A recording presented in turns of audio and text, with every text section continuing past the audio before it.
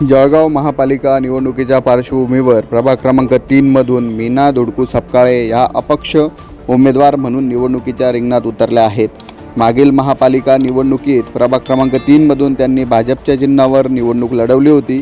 त्यावेळी प्रभागातील जनतेने भरघोस मतांनी त्यांना विजयी केले होते। मागील कार्यकाळात प्रभाग क्रमांक 3 मधील विकास कामांसाठी विशेष प्रयत्न करत दलित वस्ती सुधार योजनेअंतर्गत मिळालेल्या निधी प्रभागातील विविध भागांमध्ये प्रभावीपणे वापरून रस्ते, गटारी, पाणी पुरवठा तसेच मूलभूत सुविधांच्या कामांना त्यांनी प्राधान्य दिले होते।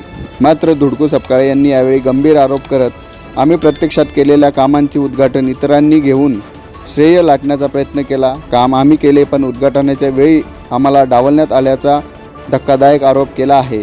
या पार्श्वभूमीवर आता आपण कोणत्याही राजकीय बंधनात नसल्याचे स्पष्ट करत धुडकू सपकाळे यांनी थेट जनतेला आवाहन केले आहे। प्रभागात अजूनही काही विकास कामे अपूर्ण आहेत। ही उर्वरित कामे पूर्ण करण्याची संधी मायबाप जनतेने आम्हाला द्यावी। मोठ्या मताधिक्याने पाठिंबा दिल्यास प्रभागाच्या सर्वांगीण विकासासाठी पुन्हा एकदा प्रामाणिकपणे काम करण्याचे आवाहन त्यांनी जनतेला केले आहे। मी सर्वात अगोदर आपल्याला माझा परिचय देतो।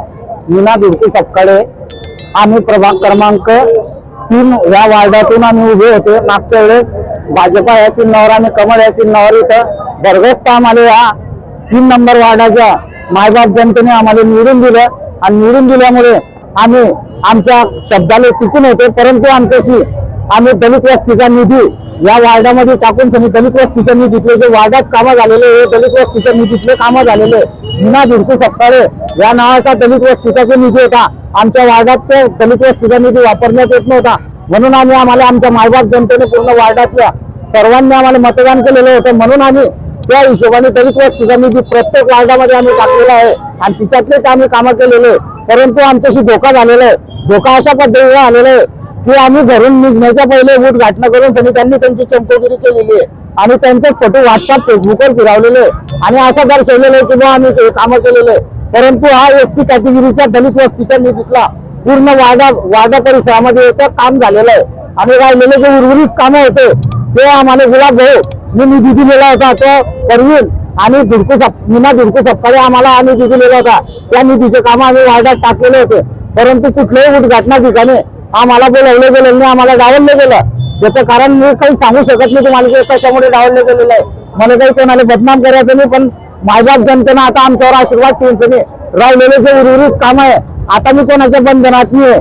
त्याच्यामुळे मी कोणत्याही ठिकाणी कोणत्याही टायमाला जर इथल्या 3 नंबर वार्डातल्या मायबाप जनतेने केव्हाही हात द्यावा, मी कायम स्वरूपी त्यांच्या सदैव पूर्ण त्यांच्या पाठीशी उभा राहील आणि त्यांच्या जेवढ्या काही समस्या त्या सोडवण्याचा पुरेपूर प्रयत्न करील। हे 3 नंबर वार्डातल्या मायबाप जनतेला माझी आग्रहाची विनंती। आमची निशाणी आहे कब्बशीला भरघोस मतांनी त्यांनी निवडून द्या। आज त्यांनी आमच्यावर जो विश्वास पहिले विश्वास टाकला होता, आजही त्यांनी विश्वास टाका। मी त्यांच्या विश्वासाला कधीही तडा जाऊ देणार नाही, ही कळकळीची विनंती आहे।